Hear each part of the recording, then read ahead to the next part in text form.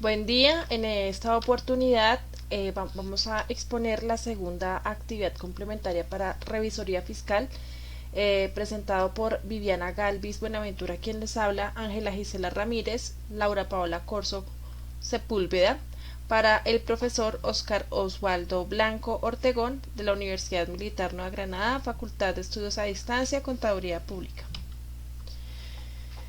En el primer punto de la actividad nos solicitan realizar una infografía donde se exprese de manera clara el perfil profesional y humano que debe cumplir el contador público que aspira a ejercer revisoría fiscal. Las habilidades, destrezas, atributos profesionales para tener en cuenta. Bien, eh, traigo a colación una frase encontrada en el libro de revisoría fiscal donde nos indica que la conciencia moral, la aptitud profesional y la independencia mental constituyen la esencia espiritual del contador público. El perfil para el revisor fiscal es ser contador público. Sus aptitudes se basan en el cumplimiento de las normas y leyes establecidas por el Estado. La organización, revisión y control de el desarrollo de la operación de la organización en cuanto a la auditoría. Las actividades conexas con la naturaleza de contador público, todo lo referente a la aprobación de estados financieros, al análisis de libros contables. Y en cuanto a los principios éticos, hablamos de todo lo que abarca la profesión contable, el dar la fe pública como competencia laboral. Vemos también, no podemos pasar desapercibidos los valores del profesional, que es la educación, la formación, la excelencia, el logro, el trabajo en equipo, la creatividad, la honestidad, el desarrollo, la diversidad y la identidad. Hay que tener la capacidad de resolver los dilemas éticos y esto habla como una moral universal que debe tener en esencia el contador público y ahora revisor fiscal. En cuanto a los atributos basados en la ética profesional, vemos que debe tener unas aptitudes de objetividad, la resolución de conflictos éticos, la competencia profesional, eh, trabajar con confidencialidad, realizar la práctica fiscal, las actividades a través de las fronteras y la publicidad que debe estar llevándose a cabo. Entonces, enfocándonos en eso, pues son algunos de los aspectos de las habilidades y destrezas que debe tener el revisor fiscal para el desempeño de su actividad profesional.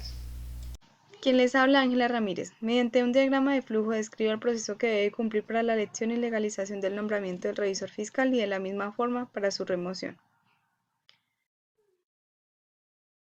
Revisor fiscal para el 2022. Las entidades deben verificar si están obligadas a tener revisor fiscal. Si sí están obligadas, se debe tener en cuenta lo siguiente. No podrán ser revisores fiscales quienes cuenten con las condiciones mencionadas en el artículo 205 del Código de Comercio. Es decir, si tiene algún parentesco, ya sea matrimonial o familiar, si tiene algún vínculo laboral dentro de la entidad, estas personas no pueden ocupar el cargo como revisor fiscal. También tenemos que tener en cuenta que el revisor fiscal solamente puede laborar en 5 entidades, igualmente que el suplente. En las sucursales de sociedades extranjeras, el revisor fiscal es designado por medio del órgano competente de acuerdo a los estatutos. El máximo órgano social, llámese asamblea de accionistas, junta de socios o su equivalente, será quien designe al personal idóneo. El aspirante a revisor fiscal debe demostrar preparación técnica, experiencia adecuada y contar con un apoyo profesional idóneo para el buen proceder de la revisoría. Luego de llamar a la licitación pública para la recolección de las hojas de vida en el sector público, el máximo órgano social de la entidad pública será quien escoja al revisor fiscal. En caso de no estar obligado a tener revisor fiscal, puede ser voluntario. ¿Debe legalizar el nombramiento del revisor fiscal? Sí, el nombramiento se aprueba con el acta de la asamblea y la respectiva aceptación por parte del revisor elegido, que luego debe ser registrada en Cámara de Comercio para formalizar el nombramiento. De no ser así, se pueden ocasionar sanciones a la entidad. También cabe resaltar que si no se tiene revisor fiscal y está obligado, si se presentan las declaraciones es como si no se fueran presentado. ¿Se debe realizar un contrato de prestación de servicios? Sí, para efectos civiles se debe realizar el contrato, aunque no es un requisito.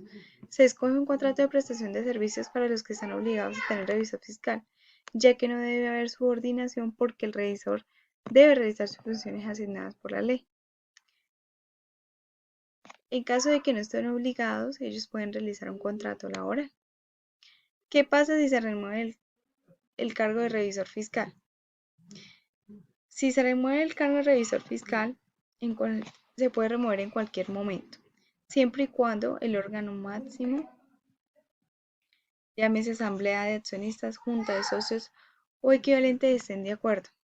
En caso de presentar una renuncia al cargo y esta es aceptada, se produce la disolución de los vínculos jurídicos y una vez aceptado el proceso debe informar a la Cámara de Comercio la desvinculación. Asimismo, como debe de una vez informar a la Cámara de Comercio el nuevo nombramiento del revisor fiscal. ¿Qué pasa si no se remueve? Hasta el momento no existe un lapso laboral para el revisor fiscal y la entidad, siempre y cuando no esté establecido. Continuando con el desarrollo de la actividad de revisoría fiscal, voy a hacer el numeral C, donde se especifican las funciones y responsabilidades de la revisoría fiscal. Bien, en primera instancia vemos que se debe asegurar de las operaciones que se celebran en la entidad que sean ajustadas con las prescripciones de los estatutos, las decisiones de la Asamblea General y la Junta Directiva.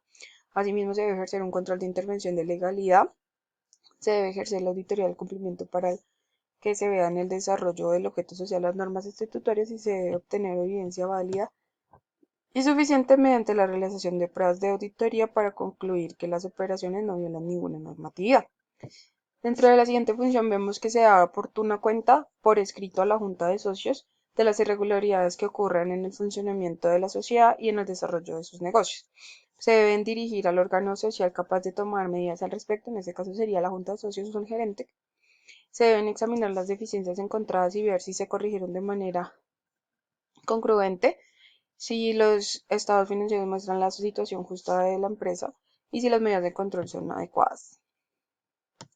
Asimismo, se debe distinguir las irregularidades en que constituya la violación de las normas entre si son normales, reglamentarias, legales, y se debe tener en cuenta que si se incurre en una violación a una norma jurídica, se debe presentar inmediatamente una denuncia y exigir que se elimine la práctica inmediatamente.